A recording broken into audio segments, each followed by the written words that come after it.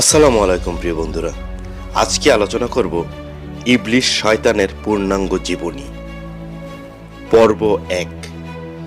প্রিয় বন্ধুরা, যদি আমাদের ইসলামিক চ্যানেলটিতে নতুন হয়ে থাকেন দয়া করে চ্যানেলটিকে সাবস্ক্রাইব করুন এবং এই ধরনের ভিডিও সবসময় পেতে চাইলে পাশের বেল আইকনের অল বাটনে ক্লিক করুন। জিনদের পঞ্চম পাড়ার পয়গম্বর ও বাদশাহ হামুসের পুত্র ছিল ইবলিসের জনক। তার নাম ছিল খবিস। খবিসের আকৃতি ছিল ভয়ঙ্কর এক সিংহের ন্যায়। তার স্বভাব প্রকৃতিও সিংহের ন্যায় ছিল। একদিকে তার দেহে ছিল পঞ্চশক্তি, অন্যদিকে তার চেহারায় ছিল সুস্পষ্ট ধূর্ততার ছাপ।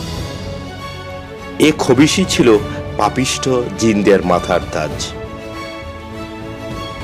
ইবলিসের মাতা ছিল জিন জাতির পঞ্চম নেতা হামুসের কন্যা। তার নাম ছিল নীলবিস। নীলবিস জিন দেখতে ঠিক একটি নেকড়ে বাঘের মতো। তার প্রকৃতিও ছিল অবিকল নেকড়ের ন্যায়। এক বর্ণনায় আছে, জাহান্নামের আগুনের খবিস ও নীলবিসের মিলনে ইবলিসের জন্ম হয়। সুতরাং পিতামাতা ও জাহান্নাম এই ত্রিসত্তার স্বভাব ও প্রকৃতির সম্পূর্ণ প্রভাবই ইবলিসের চরিত্রে নিহিত ছিল। ইবলিসের পিতার সারবুক নামে সর্ববিদ্যায় পারদর্শী একজন বন্ধু ছিল। খবিসের পুত্র ইবলিসের শিক্ষা দীক্ষার ভার তার পিতা উক্ত বন্ধু সারবুকের হাতে অর্পণ করল। ইবলিস ছিল অতিশয় মেধাবী ও স্মৃতিশক্তি সম্পন্ন। সুতরাং কোনো পাঠই তাকে একাধিকবার বলে দেওয়ার প্রয়োজন হতো না। সে একবার যা শুনত তাই সে চিরদিনের জন্য মনে রাখত। ফলে সারবুকের মনে ইবলিস সম্পর্কে অত্যন্ত উচ্চ ধারণা জন্মেছিল। তাকে পড়াতে শুরু করে সে তার বন্ধু খবিসকে লক্ষ্য করে প্রায় বলতো, বন্ধু, তোমার পুত্রের ভেতরে যে লক্ষণগুলো দেখছি তাতে মনে হচ্ছে যে সে ভবিষ্যতে নিশ্চয়ই এক মহা বিখ্যাত ব্যক্তিতে পরিণত হবে। আমার শিক্ষকতা জীবনের 26,000 বছরের মধ্যে তোমার পুত্র ইবলিসের মতো এত তীক্ষ্ণ স্মৃতিশক্তি সম্পন্ন ও বুদ্ধিমান ছাত্র আমার হস্তে আর দ্বিতীয়টি পড়েনি। কিন্তু দুঃখের বিষয়, তোমার পুত্রটি অত্যাধিক বেয়াদব, অহংকারী এবং ভীষণ একগুঁয়ে। এটা তার ভবিষ্যতের জন্য সুখকর নয়। তবে সে যাই হোক না কেন, ইবলিসের ভাগ্য সুপ্রসন্ন। পূর্বের ভিডিওতে তা আলোচনা করা হয়েছে।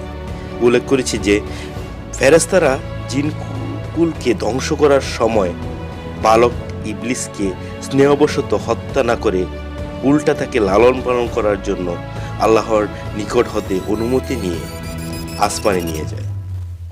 ফেরেশতারা তাকে প্রথম আসমানে নিয়ে নিজেদের প্রকৃতি ও স্বভাব অনুরূপ আল্লাহর ইবাদত বন্দেগীর নিয়ম কানুন শিক্ষাদান করল। ইবলিস স্বীয় প্রতিভা বলে অতি অল্প আয়েসে ও স্বল্প সময় শিক্ষা লাভ করে দীর্ঘ 1000 বছর সময় আসমানে আল্লাহর ইবাদত করল। তথাকার ফেরেশতারা তার ইবাদতে একাগ্রতা ও নিষ্ঠা দেখে অবাক হয়ে বলতে লাগলো যে, আমরা ফেরেশতা জাতি কেবল আল্লাহর ইবাদতের জন্য সৃষ্টি হয়েছি। একমাত্র ইবাদতেই আমাদের শিক্ষা দীক্ষা ও ধ্যান ধারণা সবকিছু। ইবাদত আমাদের একমাত্র কাজ।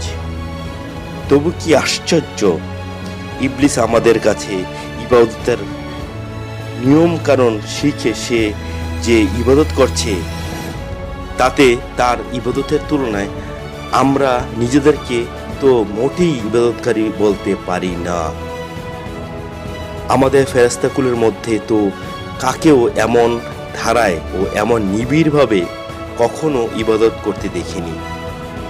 মনে হচ্ছে এখন এর কাছেই আমাদের অনেক কিছু শিখবার ও বুঝবার আছে।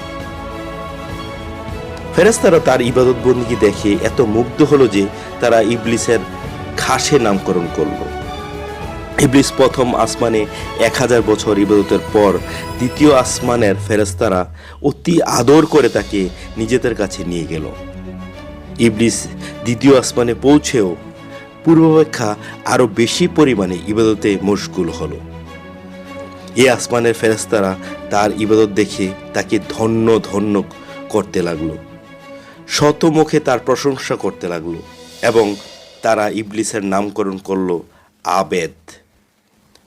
তৃতীয় আসমানে 1000 বছর অবস্থানের পর তৃতীয় আসমানের ফেরেশতারা ইবলিসকে তৃতীয় আসমানে নিয়ে গেল। তৃতীয় আসমানে এসে সে আরও বেশি পরিমাণে পরম একাগ্রতা ও মনোযোগের সাথে আল্লাহর ইবাদত শুরু করে দিল। সে এখানেও 1000 বছর ইবাদত করল। এখানের ফেরেশতারা তার ইবাদতে মুগ্ধ হয়ে তার নাম রাখলো ওলি। তারপর চতুর্থ আসমানে ফেরেশতারা আল্লাহর অনুমতি লাভ করে ইবলিসকে চতুর্থ আসমানে নিয়ে গেল। ইবলিস এখানে অত্যন্ত একাগ্রতার সাথে দীর্ঘ 1000 বছর আল্লাহ তাআলার ইবাদতে মশগুল রইল। তদাকার ফেরেশতারা তার ইবাদতে খুশি হয়ে তার নাম রাখলো সালেহ। এইভাবে অবশিষ্ট সকল আসমানে উন্নতি হয়ে প্রত্যেক আসমানে 1000 বছর করে ইবাদত করল। তখন পুরো ফেরেশতা জগতই তার প্রশংসায় মুখরিত হয়ে গেল। সকল ফেরেশতার সন্তুষ্টির ভেতর যে সপ্তম আসমানে উপনীত হয়ে পরম সুখে শান্তিতে বসবাস শুরু করল। ইবলিস ফেরেশতাদের নিকট থেকে আদব কায়দা ও ইবাদতের রীতিনীতি প্রশিক্ষণ নিয়েছিল। ইবলিস অত্যন্ত মেধাবী হওয়ায় যা শিক্ষা লাভ করত তার কোনো কিছুই আর ভুলতো না। সুতরাং অতি অল্প সময়ে ফেরেশতাদের নিকট হতে সে সর্বে বিষয়ে এত বেশি অভিজ্ঞতা অর্জন করল যে এখন তার ওস্তাদ ফেরেশতা কুলের তুলনায় তার জ্ঞানই বেশি হয়ে গেল। তদ্রূপ ফেরেশতাদের ইবাদতের পরিমাণ অপেক্ষা তার ইবাদতের পরিমাণ অনেক বেশি বৃদ্ধি পেল। 7 আসমান ও জমিনের এমন একটি স্থান বাকি থাকলো না যেখানে ইবলিসের সিজদা পড়েনি।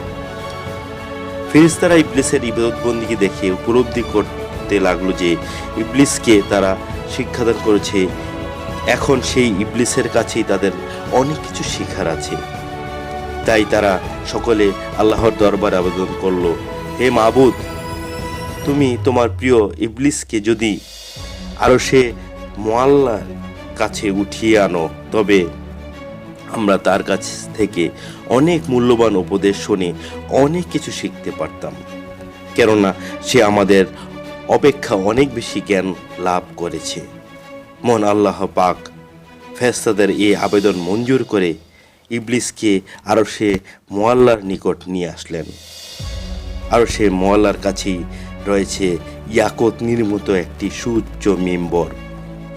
ইবলিস উক্ত মিম্বরে আল্লাহর ইবাদতে রত হলো। সে ইবাদতের অবসরের সময়ে সে ফেরেশতাদেরকে ওয়াজ নসিহত করতে লাগলো। ফেরেশতারা তার ওয়াজ ও অমূল্য উপদেশ বাণী শুনে মুগ্ধ হয়ে সকলেই তার প্রশংসা করতে লাগলো। শেষ পর্যন্ত সে মুআল্লিমুল মালাইকাহ বা ফেরেশতাদের শিক্ষক নামে পরিচিত হয়ে গেল। প্রিয় বন্ধুরা, যারা আমাদের চ্যানেলটি এখনো সাবস্ক্রাইব করেননি দয়া করে এখনই সাবস্ক্রাইব করুন প্লিজ। সবাইকে অনেক ধন্যবাদ।